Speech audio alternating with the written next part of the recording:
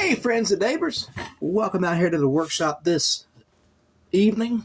Actually, it's actually dark, but it's only like 6:30 outside. It feels later than what it really is. It feels like it should be like 9 o'clock, 10 o'clock. But anywho's, I want to go on here tonight and show y'all some Steel Warriors, some Frost cutleries. And I know Frost cutlery, I heard sometimes that some people have beef with Frost cutlery. They don't either love or hate them and whatever. But I've never really had a problem out of these knives. I mean, they do knife things, as far as to my knowledge.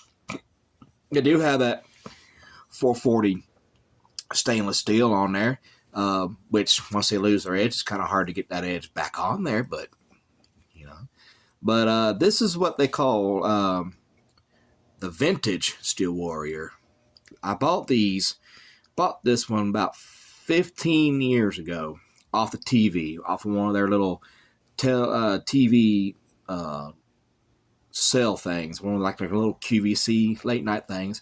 I don't know if you ever seen those. Let me know in the comments down there if you ever had the privilege to see those late nights, or if they even still have those for Frost cutlery. But I bought a handsome amount of these knives. I bought like 5 of these hidden tangs, and I bought a bunch of these little lockbacks and a bunch of slip joints and stuff like that. And when I got them in, I stuffed them all in like a little toolbox kind of deal, went to work and sold them and I definitely made my money back from what I paid off the television network type of deal. Flipping knives, made some grocery money that week, at least for my family. But you do what you gotta do to survive sometimes. But this is the one I gave my dad out of the line. I gave my boss one that was red handled. I kept one that was like a stag handle. I no longer have that one. I don't know where that one ended up. There was a blue handle. There was a couple other ones plus, and this one I gave to my dad, the yellow. And I got it back just shortly before he passed away with Alzheimer's dementia. So I cherish this knife. This knife, I don't ever use it. This is the first time I've touched it in a long time. It's a keepsake now. It's put up. This one is. But it's only 15 years old, and people are calling it a vintage Steel Warrior. Please stop. I'm begging you. But yeah, look at it. Take it in. Now you know how we do. Let you just take in the knife. Let the knife do the talking and the walking. It's got a drop point blade. Still kind of got a decent edge. You can see the tip. It's been broke off. I think my dad used it as a flathead screwdriver at one point or something. Had to have, maybe. I don't know. But hey, it helps your memory out if you ever forget what kind of knife you're holding, because it has a Steel Warrior badge here. You got Steel Warrior here. And you got Steel Warrior there. All right, so if you have a bad memory like I do, you can it's there to help you out on this right here. All right, so you got the Steel Warrior on this side. I love that etching on that blade. It's pretty cool. And it's got a stamped in the little tang thing. Tang thing. Actually, man, that's a new saying. That tang thing. And you got the Steel Warrior badge. I'm not sure how well that's going to come out. Let me see if I can get a zoom in real quick. Y'all are in for a treat. I just realized I can zoom in on my camera. So I ain't got to get as close to I'm not having to get like right up on the lens. Look at this. Take that knife in. Right there. Isn't that nice? Now I'm going to flip it over. You can kind of see the other side. And the other side ain't got much on it except it's got China right there. So they are Chinese made. 440 stainless. And these usually, the Frost cutlery usually has love and hate relationships out there from people. But let me know your take on them. Me, I've never really had a problem out of them or with them. They perform just like knives would. I mean, if I'm missing something, just let me know. But as far as knives go, I've never really had a problem out of them. So this is that hidden tang. This was my dad's. I did give it to him for Father's Day that year. About 15 years ago, and that's how he came across, how I gave it to him. It had a sheath with it, an original sheath. I still got that sheath, but I don't use it for this knife anymore because it's losing threads and stuff. It's coming apart. I do put it in this sheath here that I made out of a recycled pickle bucket. I recycle stuff and use it around my knife making and stuff like that. For my knives, give them covers. And they're not the prettiest daggone things in the world, but neither am I. But I'm still functional.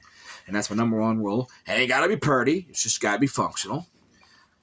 So, yeah, put it in there.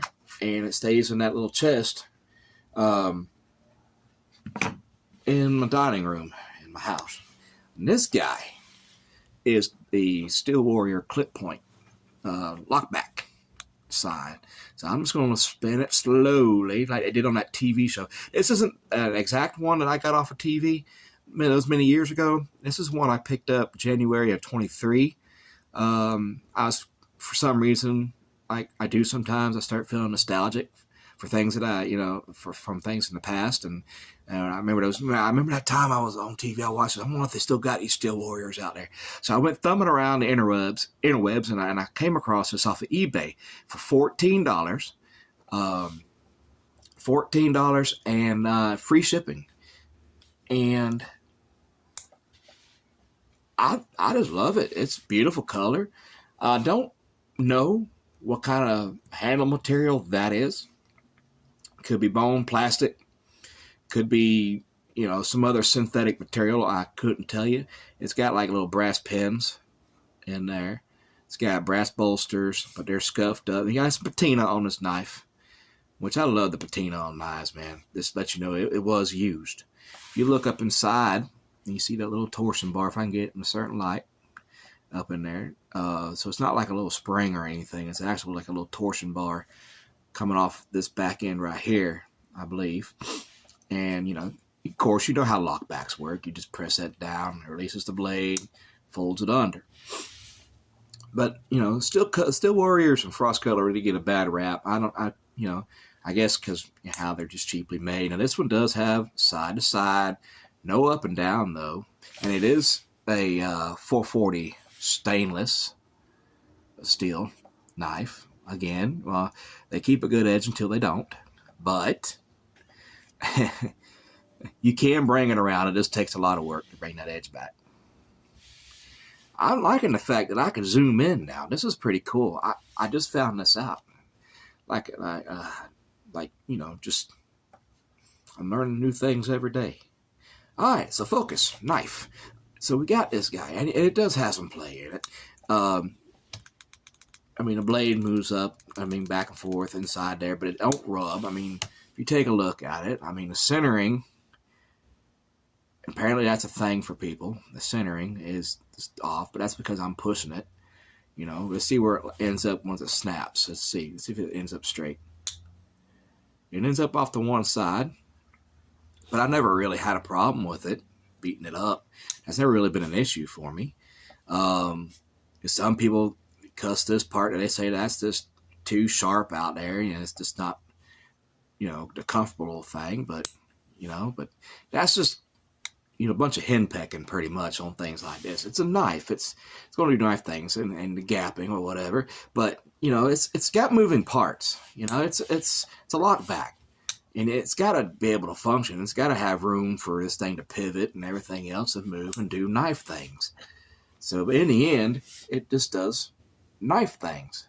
So I like these things, but that's my personal opinion on it, I guess so. But let me know what yours is. I'd love to hear it, but whether I'm wrong or what, but I never really had a problem out of these. But anywho's, so that little guy ain't gonna stay there long. He's not on there very good, but I don't know how else to prop these up and show you.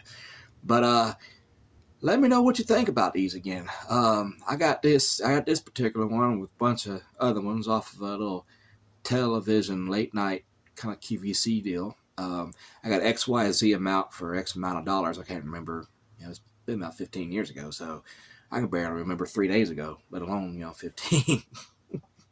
That's bad, ain't it? But anywho's, thank you so much for clicking on. If you haven't hit subscribe, please do so. I appreciate it. Be sure to click the bell for them new video notifications, and hit the like button. Lets YouTube know that you're enjoying this kind of content that I am providing for you. And It also helps me stay within their realm of algorithm happiness. And until next time, y'all, I shall see you when I see you. One final look. Blah.